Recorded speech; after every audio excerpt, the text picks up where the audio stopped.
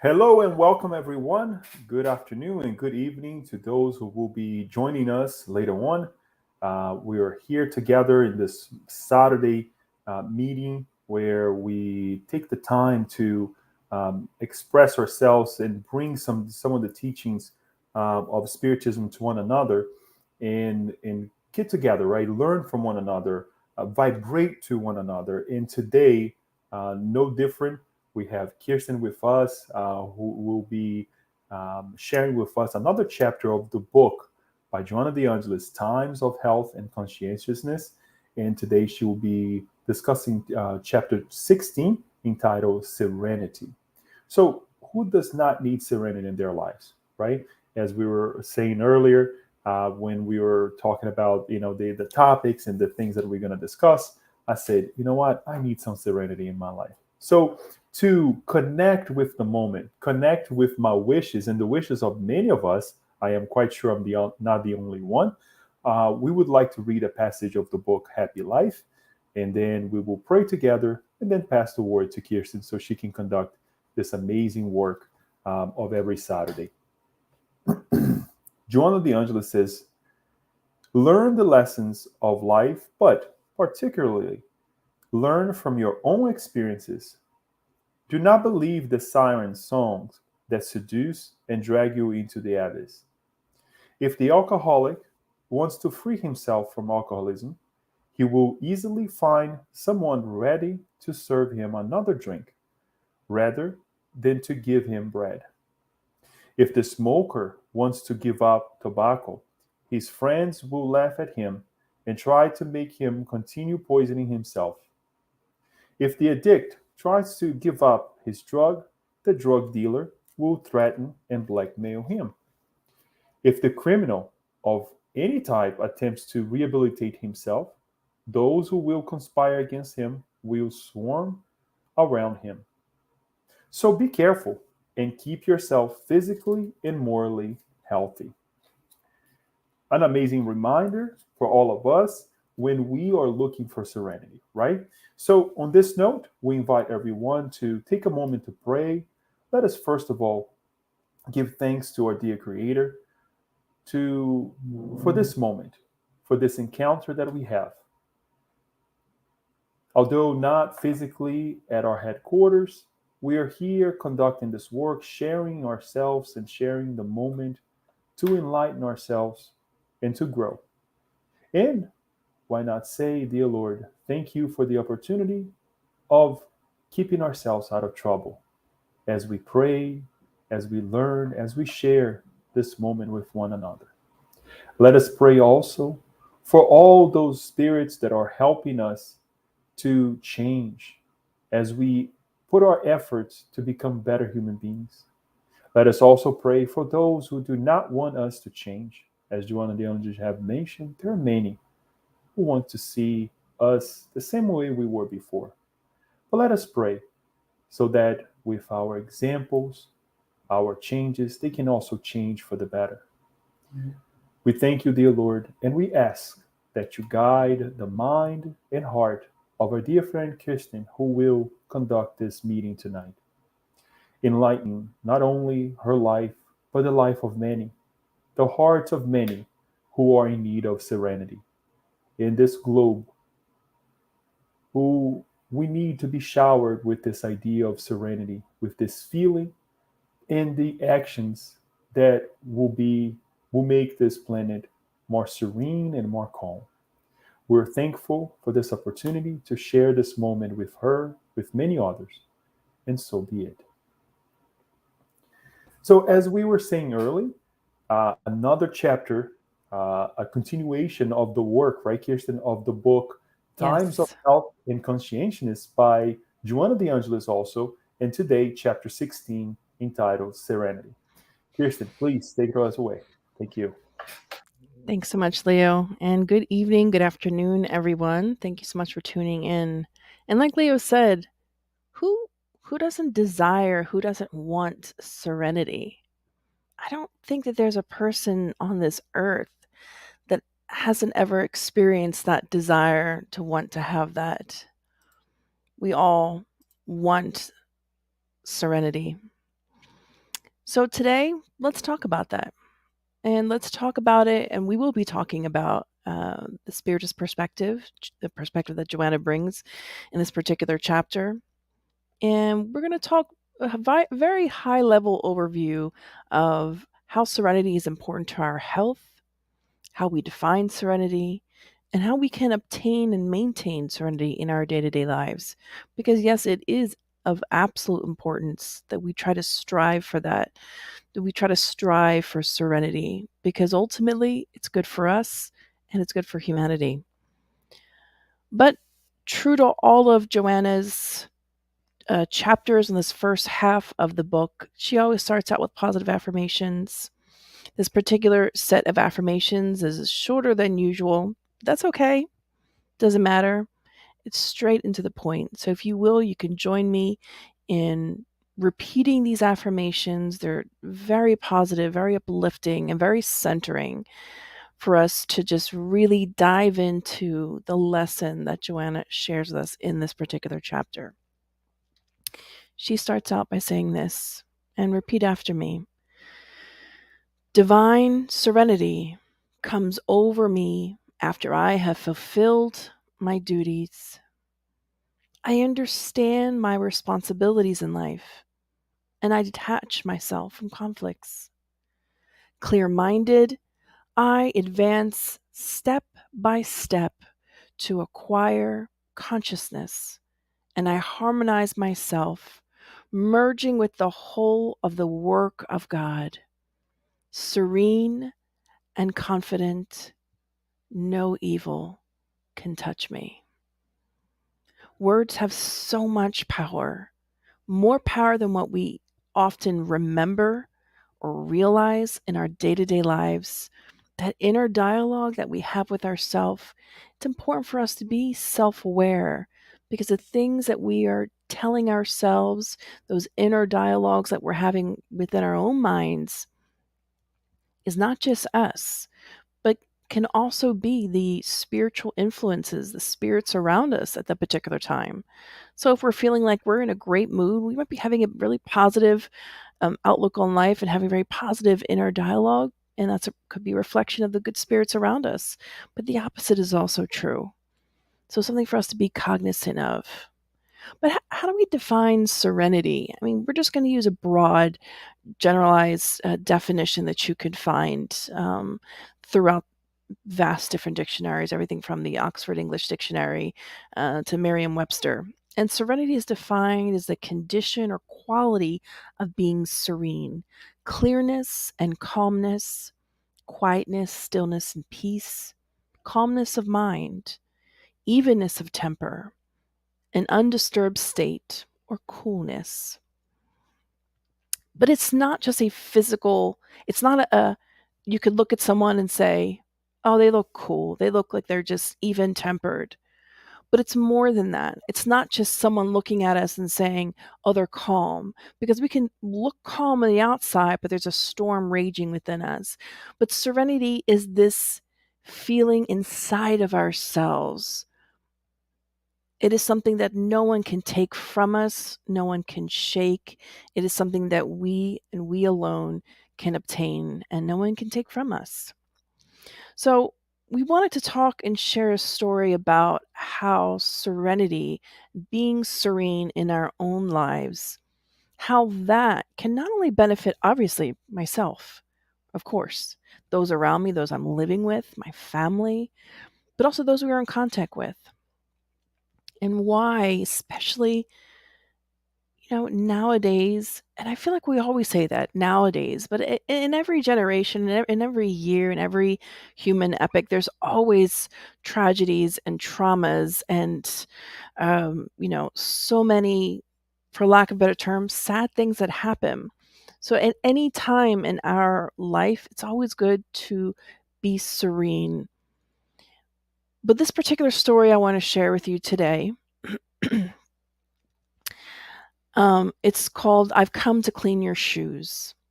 Now, this story is about a family, a woman, husband, and wife, their two children, and they get the sudden news of some really traumatic things that happened within the family, and then someone comes in and very humbly helps shift their outlook on that one particular day. So allow me to read a brief part of this story and we can talk about it. So the story reads like this. Still in shock, I stumbled about the house trying to decide what to put into suitcases. Earlier that evening, I received a call from my hometown in Missouri telling me that my brother, his wife, her sister, and both the sister's children had been killed in a car crash. And my mother said to me, "Come as soon as you can." That's what I wanted to do, to leave at once, to hurry to my parents. But my husband Larry and I were in the midst of packing all of our belongings to move from Ohio to New Mexico. Our house was in total confusion. And she meandered about, not being able to focus on anything after that moment, after she got that phone call, that devastating phone call. So her husband was able to take care of some things, make phone calls, let people know that the obligations that they had that coming week that they wouldn't be attending to because they had to fly out to Missouri. Just taking care of letting close friends and family know what was going on. So in the midst of this woman walking around her house trying to figure things out, she heard the doorbell ring. And when she opened the door, it was a friend, a friend of her and her husband. His name was Emerson King, and he was standing on their porch, on their front porch. And he simply said to her, "Hi, I've come to clean your shoes." She got very confused. So she asked him to repeat himself. "You came to do what?" And he said, "I've come to clean your shoes." Donna, who was his wife, Donna had to stay with the baby, he said. "But we want to help you. I remember when my father died and it took me hours to get the children's shoes clean and shined for the funeral. So that's what I've come to do for you. Give me your shoes, not just your good shoes, but all your shoes." So she proceeded to do that. She gave him all, her and her husband's, the two kids, their shoes. And this man proceeded to uh, lay down paper on their kitchen floor and just diligently, methodically, and humbly clean all the shoes. And this woman who just but maybe 20, 30 minutes earlier got this horrific news about the death of her brother, her sister-in-law's sister, and their children had died in a fatal car crash. Here was this man, this friend of theirs, who came to their house to clean their shoes. But here was she, unable to really focus on any one particular thing because of the devastating news. But she said, "As I watched him, I remembered Jesus. And I remember when Jesus went to clean the feet of the disciples." And she said, "In that moment, I remembered Christ and I remembered his loving humility. And I looked at my friend and I was filled with joy in my heart to have someone just there for us in that moment." So she went on to take care of everything she needed to take care of in her home, get the kids ready for this trip that they are leaving out tomorrow morning. And little by little, she was able to get things done. All the while, their friend just quietly cleaned the shoes. And this was very impactful for her because she realized that that small act enabled her, that small act of her good friend coming in and very serenely coming in with his calmness and his own serenity brought something to her and her family in that moment, in that time of need. Something so small, something we don't even think of, but it's just humbly being of service to another in their time of need. And she ends her story saying this: "Now, whenever I hear of an acquaintance who has lost a loved one, I no longer call with the vague offer, 'If there's anything I can do.' Instead, I try to think of one specific task that suits that person's need, such as washing the family car, taking the dog to the boarding kennel, or house sitting during the funeral.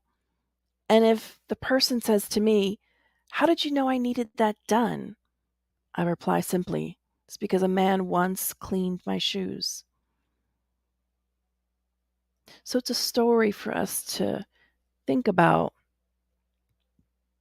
whether we are the woman who has just received the phone call of the devastating news, or we are that friend who hears of it and immediately says, "I want to be of use.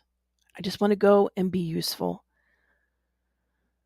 And that kindness, that serenity that we can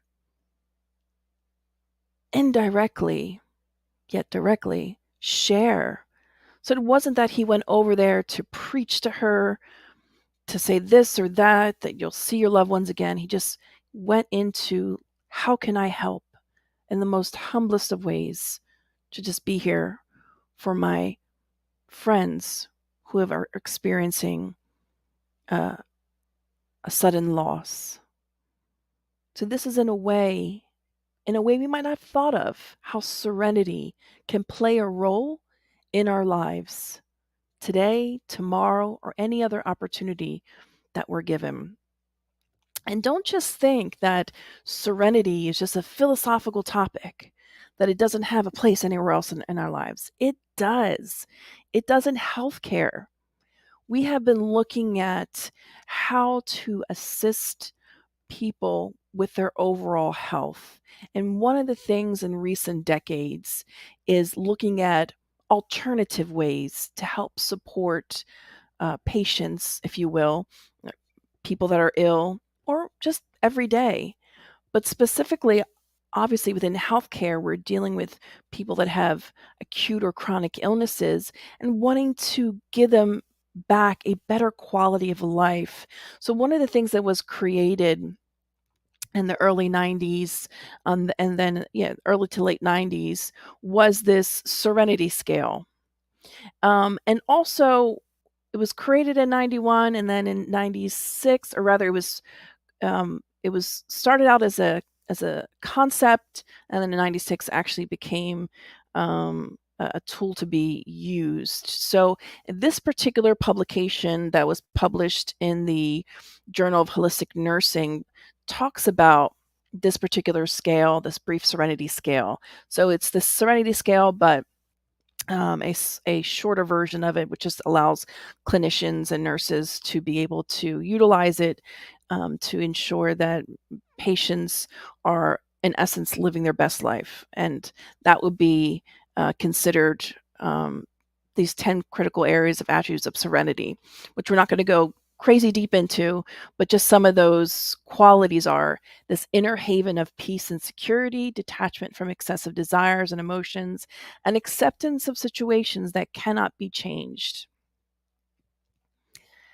And one of the things, just so we understand a little bit more, I'm going to read to you a quote from the actual publication. As part of their clinical practice, nurses offer patients a number of spiritual interventions such as prayer, meditation, journaling, etc., etc.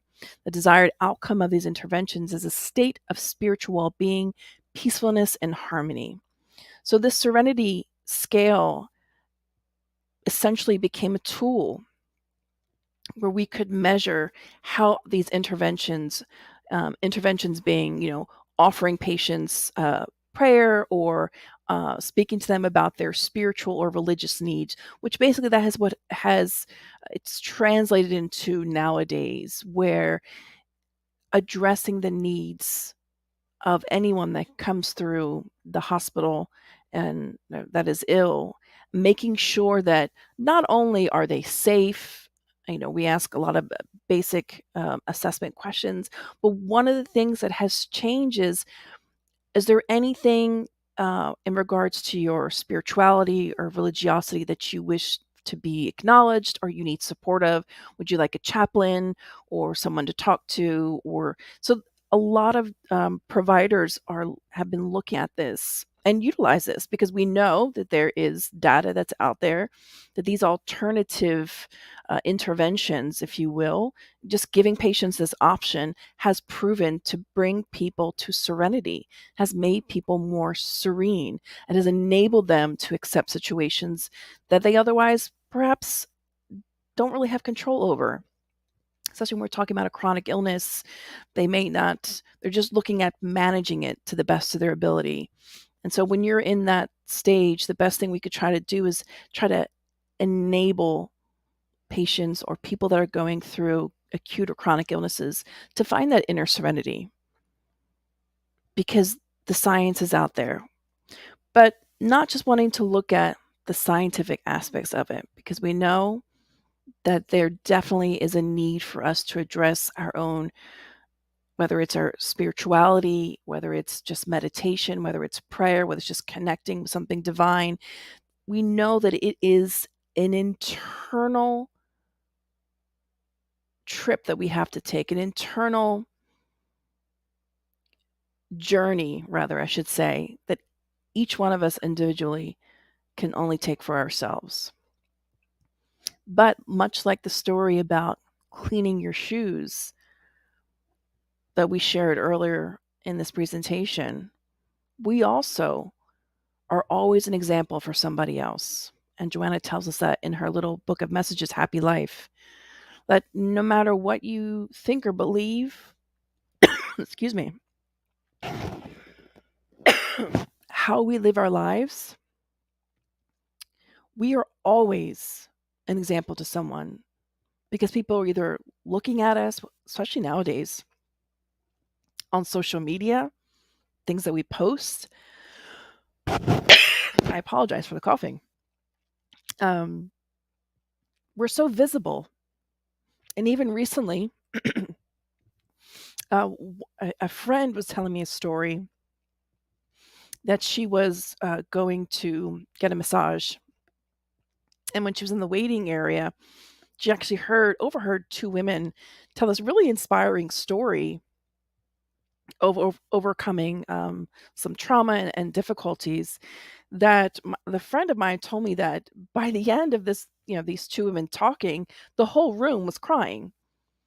And she said that there just was a sense in the room that the energy just shifted. Like we all just felt like uplifted somehow. Like it was amazing. Like we all felt this solidarity. So it's amazing how much we can affect one another. But Joanna starts out this chapter defining serenity and helping us to understand the following. She says, serenity is the cornerstone of the moral and spiritual constructs of the human being. Without serenity, accomplishments become very difficult. It results from right conduct and an equitable consciousness, both of which provide a realistic view of events and foster the identification of the goals in life worthy of the valuable investments of bodily existence. So without having that serenity in our day-to-day lives, everything feels and is more difficult. When we are able to be serene, to be accepting, not giving up, but accepting of what is, and seeing what you can learn from it and grow with it and still maintain your happiness.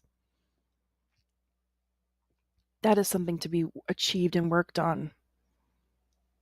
She continues in the following way. She says, in the frantic pursuit of pleasure, cultural treasures, excuse me, I'm so sorry. Cultural treasures are wasted and are made servants of the lower, perturbing passions with negative consequences. The more one enjoys pleasure, the greater the need to experience even more of it in order to renew the sensations that masquerade as emotions. Serenity is a state of concurrence between duty and right. which harmonize for the individual's benefit. With a serene conscience, one can face every situation with poise and never fall apart emotionally. Occurrences, people, and existential phenomena are seen on their true levels of importance and do not become a cause of distress, no matter how bad they may seem.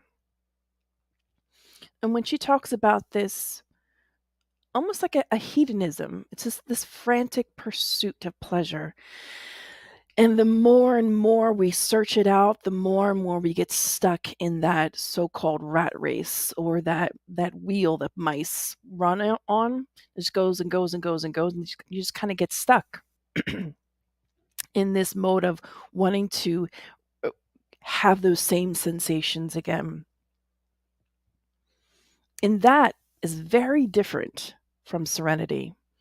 That is very different how we experience peace, inner peace in our lives. Excuse me for a second.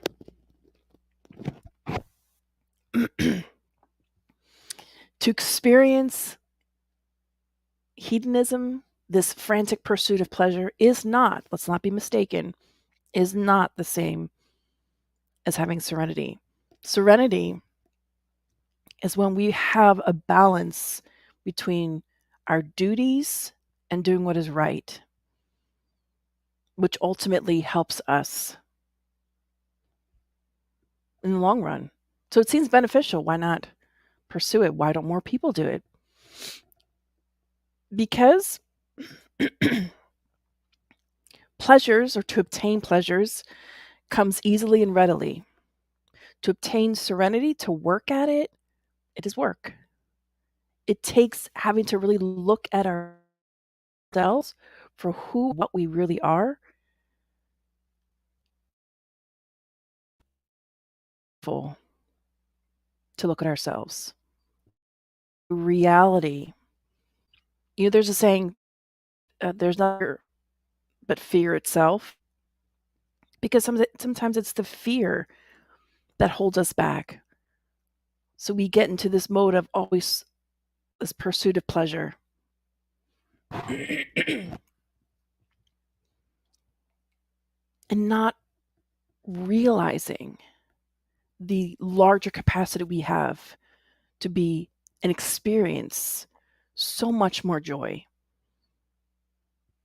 There's this quote from this Roman lawyer in the Roman times. His name was Marcus Cicero. And he has this quote.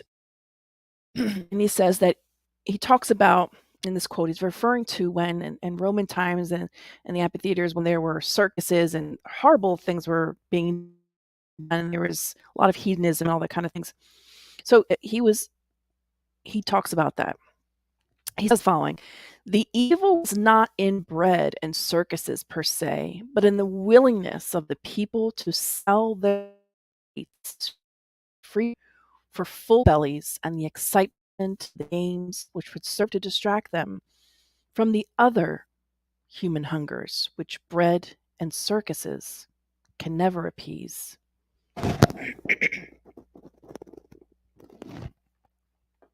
So we get so wrapped up in this frantic pursuit of pleasures. And it's not that those things in and of itself are bad, but it's the fact that because of when we were in search for those things, we forget about all other things, the needs that we have as immortal spirits, the needs of those around us, those that are suffering, those that are going through hardships. We become blind, and we become truly selfish in every sense of the word. And anytime we go through a hardship, when we are in this materialistic mindset, to go through any struggle is the most difficult thing to experience, because those people tend to not have any serenity within them.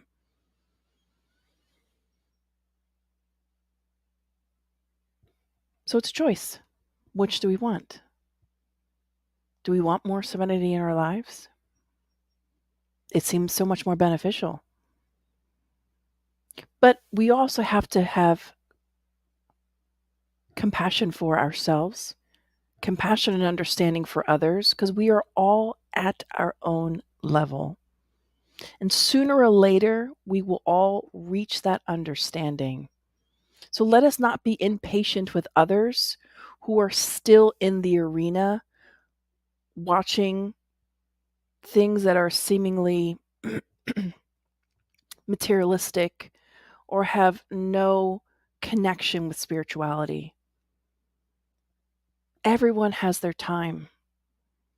But if you are listening to this talk now, it means that somewhere inside of you, you are ready. You are not fully distracted. That you are consciously here to change, to be better, and to find serenity in your life. And in the Spirit's book, they give us a really good depiction of this. These two types, I would say two types of people, but also sort of the double-sided coin inside of all of us. Sort of the story of the good, I think it's the good wolf and the bad wolf inside of us. Let me explain. Rather, let's let the Spirit's book explain, and we'll discuss. So this comes from observation of question 941. And Kardec shares the following. Carnal individuals, more connected to corporeal life than spiritual life, have on earth only its material pains and pleasures. Their happiness consists in fleeting satisfaction of all their desires, their soul constantly concerned with and affected by the vicissitudes of life, remain anxious and in perpetual torture. And on the flip side, we have moral individuals who have raised themselves above the artificial needs created by the passions, have even in this world pleasures unknown to materialistic persons. The moderation of their desires gives calmness and serenity to their spirit. Let's stop for a second. Excuse me. Let's observe a couple things. One, the dichotomy that exists within all of us, that we have both this carnal tendency, that part of us that in our evolution still remains with us, and then there are parts of us, or a part of us, that is already interested in all things spiritual and moral and good. But sometimes it's like an inner battle we might have with ourselves. But much like the story of, I believe it's called the good wolf and the bad wolf inside of us, those two wolves, it all depends upon who we feed, who we invest in. Are we investing? How are we investing our time, our day to day? That's the best way to tell of how we are feeding ourselves. How we are spending our time. And another thing we want to point out is something here that the spirits bring to us, Kardec brings to us. Pleasures unknown to materialistic persons. Pleasures unknown to materialistic persons. We often think that all of these pleasures that we can experience in this physical world are far and beyond way better than having a spiritual life. When, on the contrary, we know not just through the Spirit's book, but through other publications, one book in particular that Leo has been studying and presenting to us on Saturdays in the same fashion that I have, chapter by chapter, a book by Divaldo Franco and Manuel Firman de Miranda, name escapes me. Maybe someone could throw it into the chat. But they talk about how on other planets, there are emotions that we can't even fathom to feel. Good ones. We experience happiness, love to a degree here on this planet. But there are these emotions, these feelings, these pleasures that even in this world we cannot fathom them yet. We cannot conceptualize them yet. So there's that. And also a friendly reminder that these pleasures we think we're enjoying, or that I have to give up this and that. Let's say, for instance, I have to give up chocolate because chocolate, or eating out, or fried foods, because it's so yummy, for lack of a better term. So delectable. And we think that that is the end all to be all. But in reality, there's a much greater pleasures that pale in comparison. It's something for us to think about. And the spirits, and Kardec ends with this: happy with the good they do, there are no disappointments and vexations.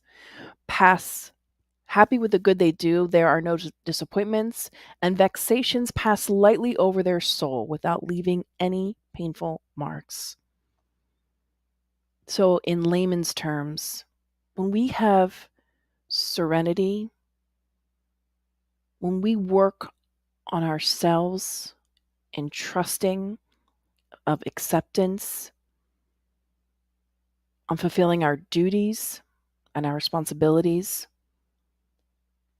in layman's terms, we're able to roll with it because we're serene. No matter what comes our way, it's kind of like that story of the ship on the unsettled sea. But if we can be serene, it doesn't matter. We can hold that serenity within ourselves. Nothing else can stir us. Joanna goes on to say more. She says, serene individuals are content because they have overcome attachments and detachments, illusions and desires, maintaining harmony in any situation. Balanced, they are not victims of extremes. They choose the middle path with firm, unwavering determination. Serenity is not an outward quietness or indifference, but wholeness of action, devoid of anxiety or fear, insecurity or haste. In the heat of every battle, in the eloquent lesson of the Beatitudes, or even while being crucified, Jesus maintained his serenity, although differently each time, undeterred and self-assured, with unreserved trust in God. Some of you might say, well, I'm not Jesus. Of course, we are not that level of perfection, but it is something to be strived for. We can obtain serenity. Does it mean that nothing in our lives will ever bother us again? No, because we have our good and our bad days. At the level that we're at, we may not be able to hold this or maintain this 100% of the time. There may be parts of us that have already found serenity. And it's an ongoing inner journey within ourselves. And at some point, maybe not even in this lifetime, we will be able to achieve this constant in our lives. We will be able to achieve this level of spirituality and morality, and overcome our materialistic, hedonistic ways to understand the importance of connecting with the divine within us and above us, quote unquote. Joanna goes on to give examples of others who famously were faced with horrendous vipers, if you will, but yet maintained their serenity. She says, meditating in Varanasi, he presented his Four Noble Truths, or while being hounded by terrible persecutions by the Brahmins, his fiery enemies, Buddha remained calm, totally surrendered to peace.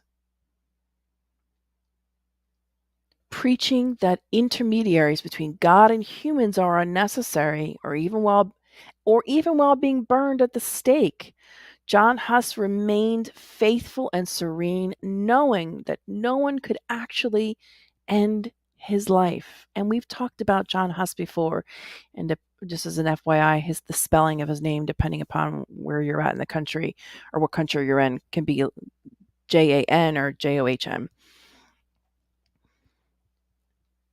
Someone like John Huss or like the Buddha, who revolutionized the society that they lived in at the time for holding ideas that were not commonly held. But they had this serenity that Joanna speaks of. They knew in the depths of their soul that no one could take away that strong faith, that connection with God that they had. No one could bring them fear that did not exist within them. They simply were serene. And here's just a depiction, one of many, many artistic depictions of when John Huss was actually burned at the stake for his ideas, for preaching that there was no intermediary needed between God and humans. Because at the time, priests were seen as intermediaries. Excuse me. And he identified and said,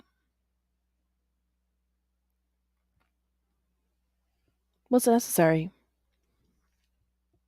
to have an intermediary, that we can directly pray to God and have a connection with him? So despite a whole society around him, surrounding him, he did have followers, but by and large, people were against him, much like the Buddha at that time. He maintained his serenity. And if you think about other leaders or other great thinkers who have led troubled lives or have encountered challenges, yet were steady and steadfast in their purpose and what they needed to do.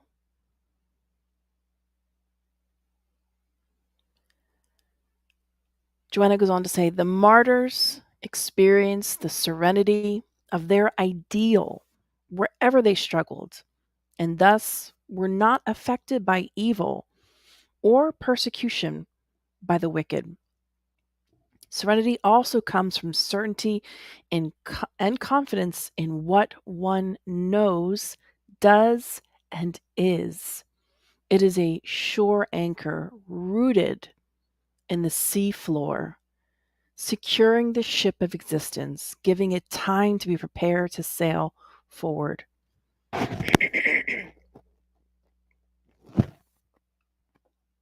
Remember the martyrs, all of the Christians that were fed to the lions, that were burned at the stake. From a spiritist recounting, we are told that these souls, that these people that were burned at the stake, I should say, did so willingly and serenely because they knew that their beliefs were anchored, as Joanna says, and rooted in this sea floor. It was a certainty in their faith and knowing what they knew was right. It's serenity, and this knowingness is not to be misunderstood or not to be misconstrued as when we see others like dictators or societies trying to tell us that this is the way things should be done. When we are truly have that serenity within us, we have no need to try to force other people to believe as we do. Because once we have that assurance within ourselves, there's no need to want to convert others to bring them to our team. However, there is a desire to want to help others, to want to help people to find this happiness, this joy within themselves, and to break the shackles, because ultimately we become shackled to our own negative beliefs that hold us back. These are the things, although it might seem simple, or perhaps it might seem simplistic and unattainable, because we might be experiencing our own inner turmoil. And we're here to say that there's nothing wrong with acknowledging that at the level that we're at, that each one of us, to some degree or not, has had an inner turmoil where we're battling parts of us that want to just throw caution to the wind and lead a hedonistic lifestyle. And then again, like we shared earlier, there's another parts of us that acknowledge and know that it's good to have faith, to work towards acceptance, to work on all the virtues that exist out there in the world. So it's this inner battle. It's good for us to acknowledge what is inside of us. That is why know thyself,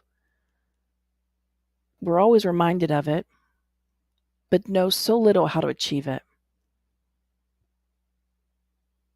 But it's in part first being able to say to ourselves that we are willing to look at ourselves, to know who we are, and to not be sad and depressed about it or to feel guilty, but to say, look, this is the phase that I'm in, that I've reached, and I wish to be better.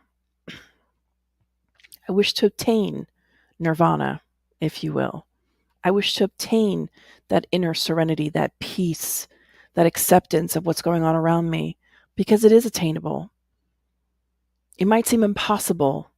How can one live a life where they're constantly bombarded with negativity and no one that supports them? It's possible. People have done it. And Jesus said, if I can do this, you can do much more. He wasn't talking about magical thinking. He was talking about the power that lies within each one of us to make the needed changes in our lives. Because we can feel that serenity. And folks, believe it or not, the challenges that we are experiencing, the pain, the dramas and the traumas, although difficult and bring tears to our eyes, if we can struggle through it, walk through it without fearing it, but yet trying to see what I can learn from it, we can come out the other side stronger, better, wiser, kinder, more loving and compassionate. Because once we go through that, much like the woman in the beginning part of this presentation today in the story, who got the call that her brother and sister-in-law and nieces and nephews were killed in a car crash, in a sudden fatal car crash. It jolted her, to say the least. But the point is that you see at the end of her story, at the end of her struggle, she learned through that struggle and through the kindness and a simple act from someone else that she too can endure and be there for somebody else and be a living embodiment of serenity for someone else to help them go through their struggle. It's not about the big and the flashy of coming into someone's life and just fixing everything. It's not about fixing everything for somebody else. It's about helping them, enabling them to endure that hardship. So we seek to find a cure and to get things all better without realizing that there's many lessons to be learned in the pain and the challenges that we go through. That that's the beautiful part of it all, because that's where we learn, that's where we grow. And that is where we can build our faith and find this serenity. Because once we realize that we can endure, then we can endure anything. Because I have my faith, I have confidence and certainty, and it becomes unwavering. And she ends this chapter in the following way. Takeaways for us. She says, always act with a clear conscience so that you do not fall into conflict and lose your serenity. Love and study yourself. Love and study yourself. Choosing what is best and long-lasting for your days, and you will never retreat. However, if you do err, if you do make a mistake, if you do compromise yourself, if you do become regretful, do not be afflicted with guilt. Recompose yourself, correct the mistake, recover and recapture your serenity. Without it, you will hinder your progress by experiencing suffering that you could otherwise avoid. Just as we had shared, it is at the level that we're at, it is inevitable that at some point we may make an error or two. But let's acknowledge it, let's fix it, let's correct it, and regain our serenity. Otherwise, we're going to go through a whole lot of suffering by just ruminating in that guilt. And it won't really serve a purpose other than for us to continue and extend our suffering. And we don't need to. We can acknowledge, correct the mistake, recover and recapture our serenity. And she ends with this final 3-word sentence. Serenity is life. Serenity is everything. Serenity is life. Serenity is everything. And if you meet someone who's gone through enough struggles in their life, 9 times out of 10, they will tell you that all that they want and work towards is just to lead a serene life. That perhaps prior to them going through all their struggles, they may have had many fantasies about obtaining all of these pleasures and wealths and all these things. But now that they've gone through so many struggles and difficulties, they've realized that at the end of all things, they just want to be serene in their heart and in their mind. So, friends, these are the thoughts that we leave you with. We thank you so much for staying with us this whole time, for listening to us. I'm going to try to stop sharing as soon as I can stop it. There we go. So thank you. That is it. And I apologize for the coughing. I don't know where that came from. I don't know.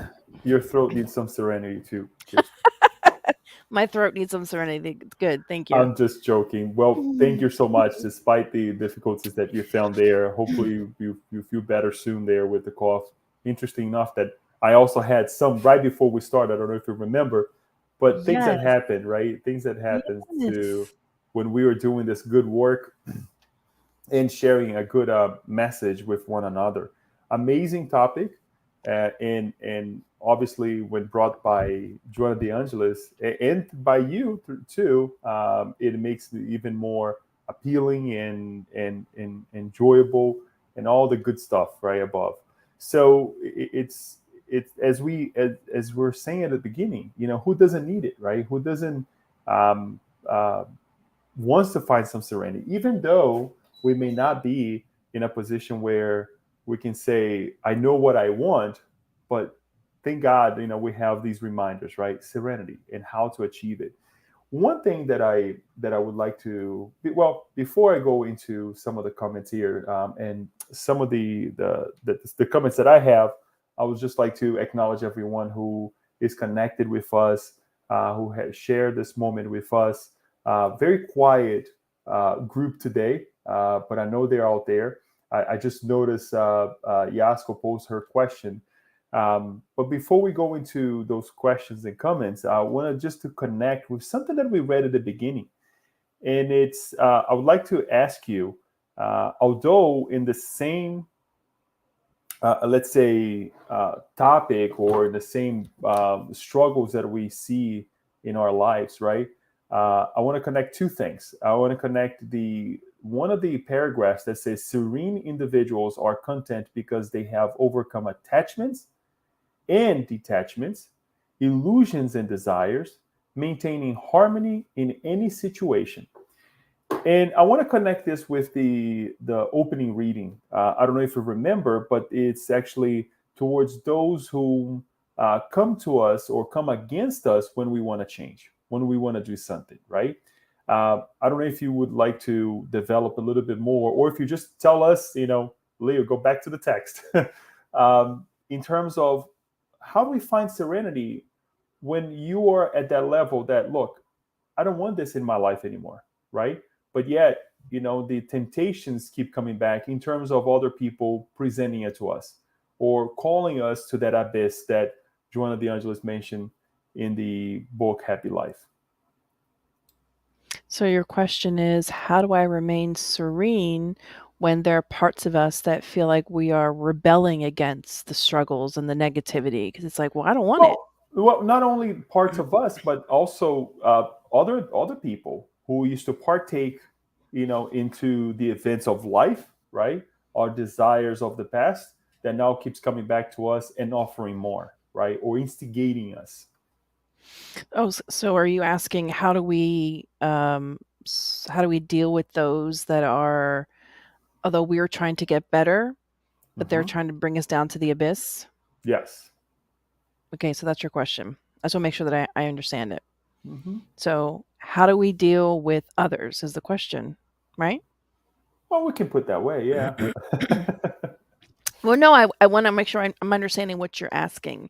How do I deal with others? How do I deal with, because people are bringing these options back into my life, Hmm. and it's serving as a temptation for me.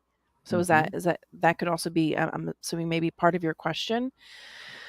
So we have this habit of always externalizing responsibility, of always externalizing and giving power to those outside of us. Hmm. But really the power is within us. And I don't say power in an egotistical way. What I mean by that is we are the ones that choose to. There's a part of us that still wants that. So there's this story of that Chico Xavier used to say, this phrase that temptation is like a dog running after you and you're running away, but yet simultaneously you have this feeling like you just want to be caught by the dog. Hmm. So it's like you want to run, at the same time you want it. So it's this dichotomy of life. So how to manage that? Well, first and foremost, I would say it's not an easy, straightforward answer, because we are all each very complex individuals and very unique in the ways in which we operate. And in my understanding of Spiritism, I truly believe that it never wants to put responsibility on others, but on us for ourselves. And so we need to work on ourselves. If there are parts of us that still, that want to run away and throw things to the wind, to work on those parts of ourselves, to actually befriend those parts of ourselves and see what that part of us needs. Because in psychology, every defense mechanism that it develops within us was developed out of a need to be a part of us to be protected. So that can manifest in very different ways for different people. Sometimes it's a very simple. It's a defense mechanism where someone is just very harsh with others, doesn't allow people to get close to them, or it's a defense mechanism where it could be something more serious or have more of a more serious psychological issues with it. I'm forgetting the term; it's flying out of my brain. But in any event, that being said, it all boils down to me, myself, and I, and obviously bringing God into this equation, because having our faith and connecting with this divinity is really important. So it comes down to me being willing to face myself, who I really am, my own desires, what I want, and doing the work. Because if someone is in my life, whether it's voluntarily allowing them in my life, or they're a family, and we don't have much say in that, because once you're blood, at least in this lifetime. So what do we do? It's also learning to have healthy boundaries, for placing healthy boundaries, where you can say, I love this person, but for my own health and well-being, I need to have some boundaries set up here. So I don't know if I answered your question entirely, Leo, because it's a very vague question. Great question. Excellent question. I think a lot of people suffer with, but let me know if you want me to. No, this is great. And the idea of bringing responsibility and God as well, right, to the equation, right? I think that helps us to uh, maintain ourselves in this serenity. I think it's the giving power or empowering a situation or a person more than we empower ourselves. It's detrimental to not only ourselves but to others as well, because our, let's say, lack of serenity will cause the lack of serenity or uncertainty or turmoil in the lives of others as well. So no, great way to answer it. Yes, it is in a way, for lack of better terms, an ambiguous, question, very open, that also needs a lot of, we can apply in different ways, and obviously there's no um, perfect answer, because we also have to dive into the details if somebody's going through. But I wanted to make it general, and I think you illustrated really well. Giving continuation to it, to these Can I questions. touch on just something else we have mentioned, Leo? I know we have Sure. some other. Yes. No, I just wanted to say that because we talk, when you were mentioning this, it made me think of something, that when you say, talking about how we can be serene or not serene and how it can affect others. Within a family dynamic, unknowingly, we can have parents that behave in such a way that they might profess a particular faith or not, but Hmm. they have certain behaviors and attitudes that we learn, and we learn to have that kind of behavior. So let's say, for instance, you have a mother and father, or a mother or just a father, and either of them are, very anxious people, or they're not very serene. They lack serenity. So Hmm. something we have to realize is that that's passed down through generation to generation. This behavior that becomes so unconscious, so it becomes even more. That's why I say we are complex beings. So it's not just about working on ourselves, just me, myself, and I, but all of the baggage that I brought, not just from past lives, but this life in and of itself. And Joanna has another book called Family Constellations, where she talks about this, that how we can carry the guilt that our parents unintentionally or intentionally placed on us, and it's something Mhm. that we have to work through. I just wanted to add that in there, to add in another ingredient to make to make things even more complicated. That we are just really complex. Not at all. No, not complicating at all. I think it's also a reminder that Joanna de Angelis mentions this after towards the end of the chapter, right? In terms of guilt, in terms of our evolutionary path, right? Whether we acknowledge or not, the different lives, right? When we start going to that route, it gets even, I don't want to say worse, but in a way complicated, because but also helpful, because we tend to punish ourselves, right? Of not being Hmm. serene or of not finding serenity. Wait a minute, we're coming now to the alert of, okay, I want to be serene. As we said earlier, sometimes it even escapes the idea of what is serenity, right? We don't know if there is such a thing in life, right? Because of all the craziness that's going on. So step by step, and it takes time. So thank you for that. Sure. Daniel, then I'm going to ask Daniel to put the question on the screen, because for some reason it's not allowing me. He asked, sometimes the cause of imbalance is not the outside, but inside of ourselves. How to achieve serenity on these situations? I'm just rereading your question, Daniel. Mm-hmm. So the cause of imbalance is always within us. Are there individuals that act in balance, which would qualify that as being outside? Of course. But the imbalance that we experience comes from us and us alone. We can get triggered by others. There could be triggers in life in general. And that's why oftentimes we are inclined to say, well, this person made me feel this way. But it's a fallacy. It's a misunderstanding of how things really work. Imbalances inside of ourselves. And how do we achieve that serenity? Facing first and foremost who we are, not being fearful to look at ourselves and say, what's going on with me? What is happening inside of me? Why am I feeling this way? And how can I learn and grow from this? Mm-hmm.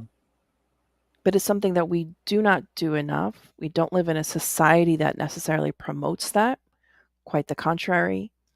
And it's even worse, I think, for uh, for men, because it's often seen as, I don't know, feminine perhaps, but I like to think that a lot of that is changing.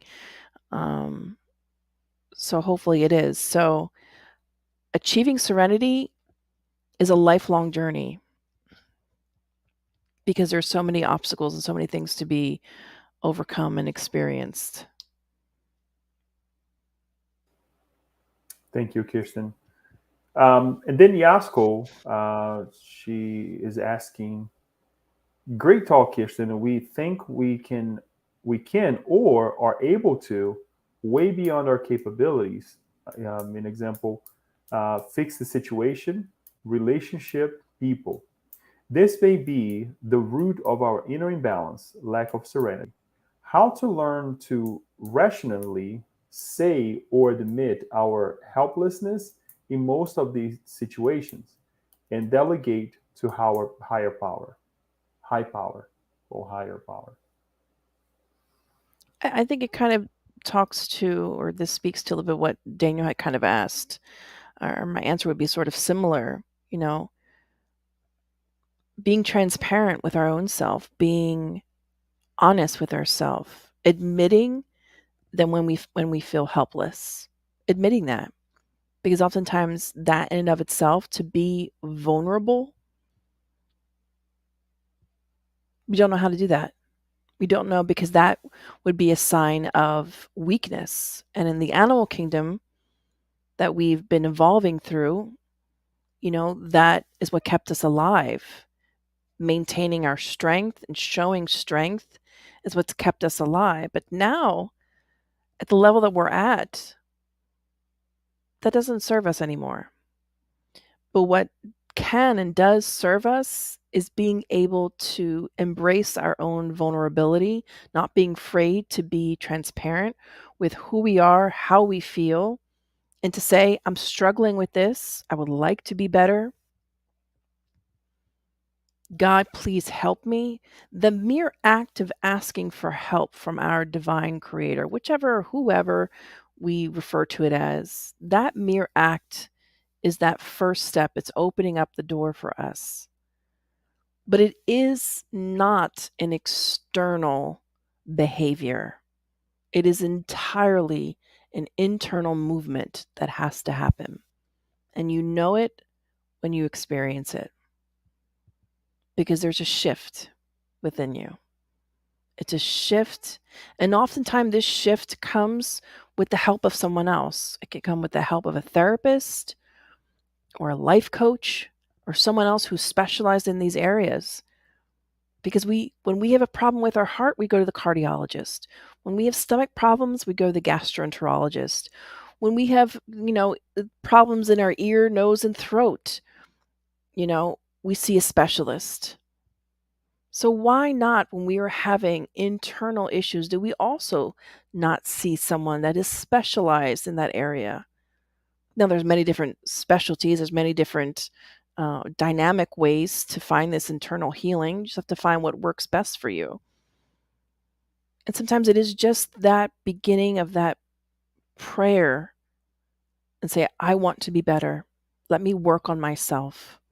Let me be honest with myself of how I really feel, what I'm feeling. But oftentimes it's really helpful to have an external person, not necessarily a family member, but maybe someone that, like a professional. It's very helpful, or it can be. So I'm rereading your question, Yasko, how to learn to rationally say or admit. Yeah. Yeah, it's just being willing to admit it. Because to do it, theoretically, it's not difficult. But to be able to admit our weaknesses, takes a level of strength that we have to find within us. Thank you, Kirsten.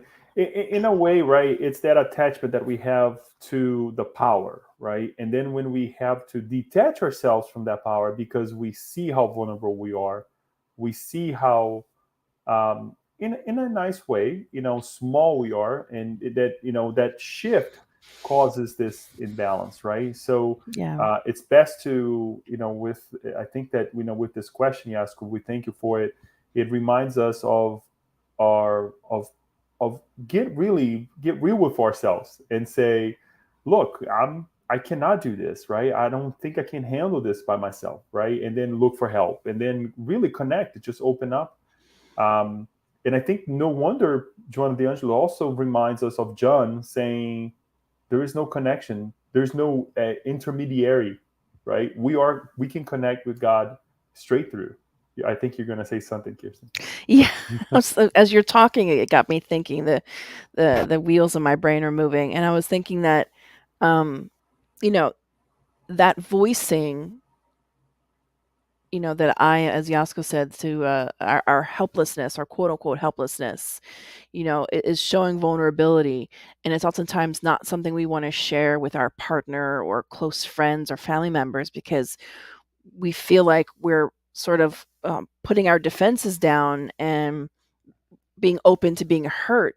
And the paradox in that is that when we are able to show vulnerability, not just, to ourselves, when having an actual conversation within ourselves, but when we're actually able to share that vulnerability with others that we are close with, it's you might think, well, that person's going to take advantage of me.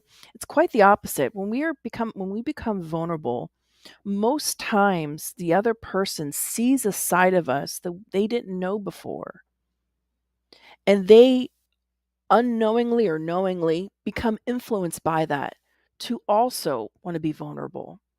So it becomes like this, and I think it has a lot to do with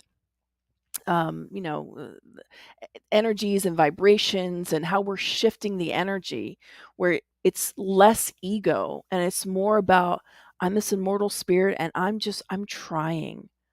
trying to do my best. So I just wanted to put that out there. It's something I've come to learn on a personal level that I found quite transformative. So I wanted Yeah, to share that. everything has its own time, right? Everything has um, the right moments and the right conditions. Our hearts, our minds, the way we connect with the environment as well. Because sometimes we do feel that it's not the appropriate time. It's not the appropriate environment for us to open up and show our vulnerability, right?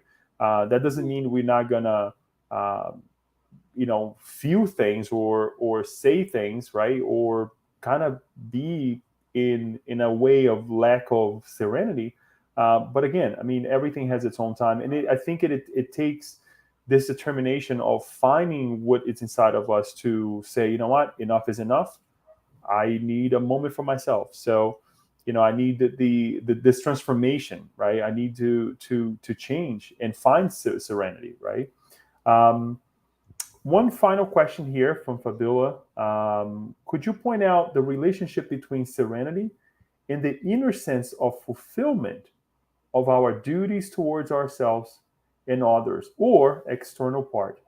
Great talk. Thank you. Could you point out the relation between rereading it, Mhm. serenity, and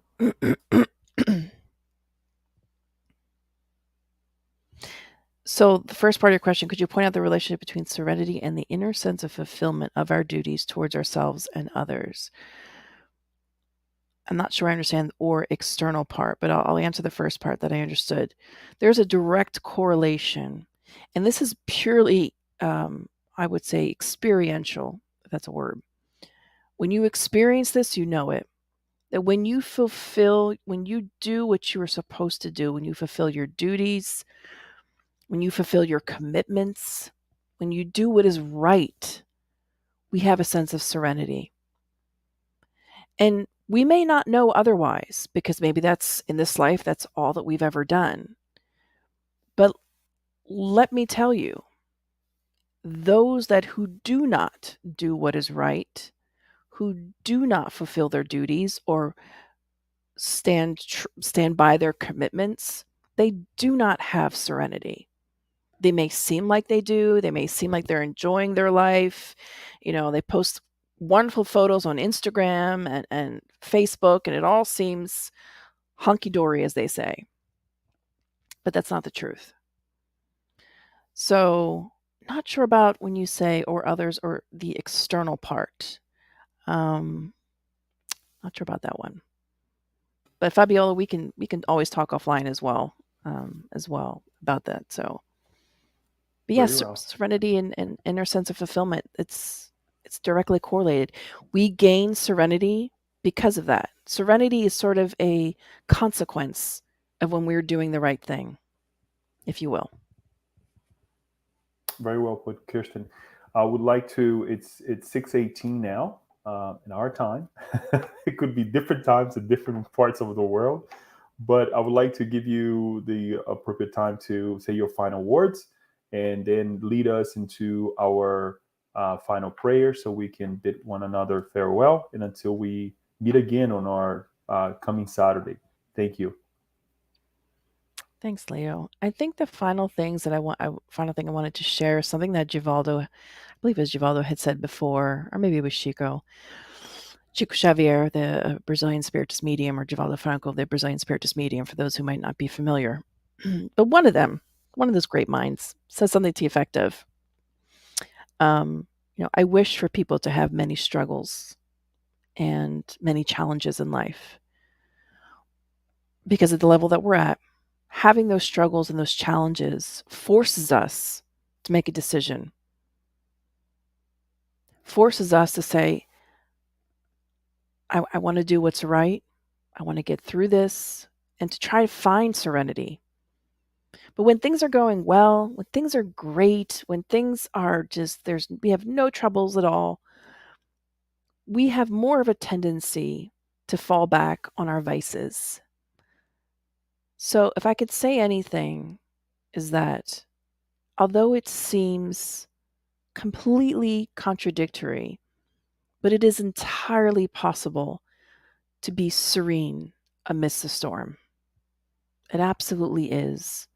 You can find that peace by connecting with God, by doing always your best, and having self-acceptance, accepting yourself, being the mother or the father to yourself that you never had, and expressing that love to yourself. You will find that acceptance, that you will realize you don't need that acceptance from other people, but you have it from the Almighty Creator, Father God, and you find that serenity and that peace. And I wish that for everyone. So those are my final thoughts. Leo, I'll turn it over to you for our final moments of prayer. Thank you, Kirsten, and thank you everyone for connecting with us and allowing us to share and come to your heart, to your home, to our minds, all together collectively. To share something new or perhaps repetitive that as a reminder only, but that is good for our humanity, our progress here on Earth. On that note, let us give thanks to our dear Creator by saying, "Dear Mother, Father God, we're thankful for the opportunity that we had to study, to pray, to share a moment of calmness, to learn about serenity. May this feeling, this wish, if that is still a wish, come towards us. Let us allow ourselves to get to know ourselves, our struggles, so that we can make decisions, change our environment so that we feel serene. And we also wish to bring this feeling, this state of mind and heart to the life of others so that they perhaps can also feel joyful, happy, everything that comes after this serenity. Reminding ourselves of our responsibility with one another to grow and to multiply life. The responsibility of giving ourselves the right powers and giving the external whatever is needed for them to grow, but not allowing them to dictate our lives and to live our lives in a way otherwise than what we study and wish for ourselves and others. We thank you, dear Lord, and so be it.